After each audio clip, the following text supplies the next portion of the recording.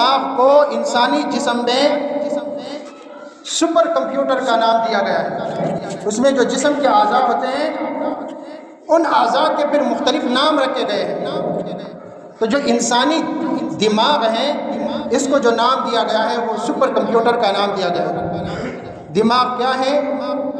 3 pound وزنی، لیسدار، چپچپے مگر مضبوط سفید اور سلیٹی رنگ کا یہ ٹشو جو کسی مشروم سے ملتا جلتا ہے، اسے انسان کا دماغ کہا جاتا ہے۔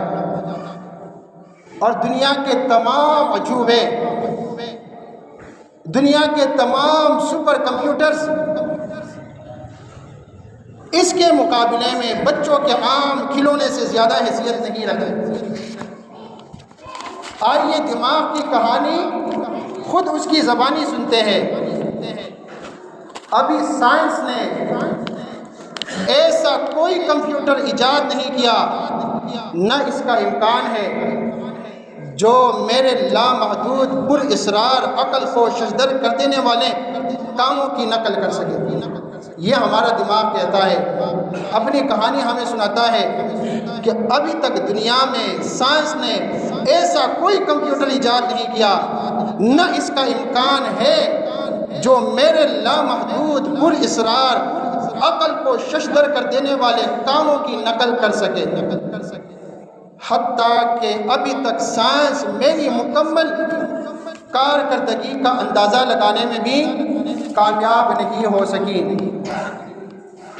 میرے کمیونٹس یعنی پرزوں کی تعداد ہی عقل کو چکرا دینے کے لیے کافی ہے، جبکہ میرے نیورونز کی تعداد تقریباً 30 بلین ہے، جبکہ میرے گلیل سیلز کی تعداد ان سے 5 تا 10 گنا زیادہ ہے۔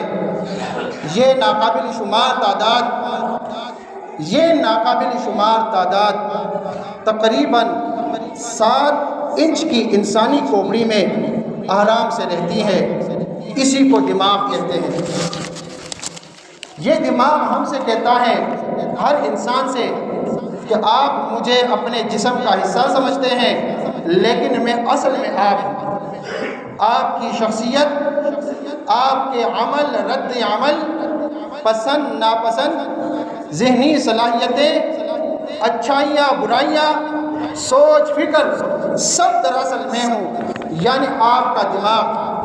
آپ کا خیال ہے کہ آپ کانوں سے سنتے ہیں، جو ہمارا دماغ ہے نا وہ ہم سے کہتا ہے کہ اے انسان، آپ کا خیال ہے کہ آپ کانوں سے سنتے ہیں، زبان سے ذائقہ محسوس کرتے ہیں، آنکھوں سے دیکھتے ہیں، ہاتھ سے لکھتے ہیں، لیکن یہ غلط ہے۔ اصل میں یہ سارے کام میں یعنی آپ کا دماغ سر انجام دیتا ہوں۔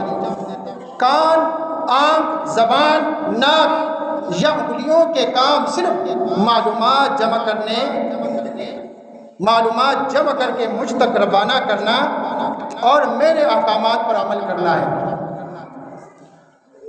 ان کا کام میرے احکامات کے مطابق عمل کرنا ہے، اور بس میں ان معلومات کی بنیاد پر خود سنتا، دماغ کہتا ہے کہ میں سنتا، دیکھتا، چکھتا، سونگتا اور محسوس کرتا ہوں، اور میں ہی ہوں جو آپ کو بتاتا ہوں کہ آپ کی طبیعت ٹھیک نہیں ہے یا آپ کو بھوک لگ رہی ہے۔ دماغ نے کام چھوڑ دیا تو آپ کو پتہ بھی نہیں چلے گا کہ آپ کو بھوک لگی ہے۔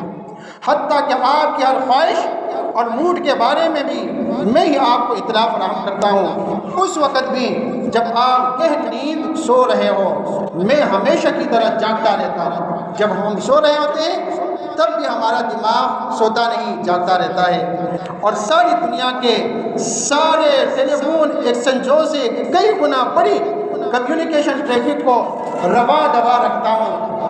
ایسے باہر کی دنیا سے اطلاعات، معلومات کا ایک سیلاب مجھ تک آ رہا ہوتا ہے، مثلاً بیرونی درجہ حرارت، آکسیجن کی مقدار و معیار، دوسری گیسوں کی موجودگی، بستر کی نرمی یا سختی، روشنی کی مقدار وغیرہ، اور میں ان تمام معلومات کو پروسیس کرتا رہتا ہوں اور نسبتاً زیادہ اہم نوعیت کی اطلاع پر فوراً ایکشن لیتا ہوں۔ رات کو جب آپ ایک ہی کروٹ، ہمارا دماغ ہم سے کہتا ہے کہ رات کو جب آپ ایک ہی کروٹ لیٹے لیٹے بے سود ہو جاتے ہیں، جسم کا وہ حصہ سن ہونے لگتا ہے، تو میں ہی آپ کو کروٹ دلاتا ہوں تاکہ دوران خون کو جاری رکھا جا سکے۔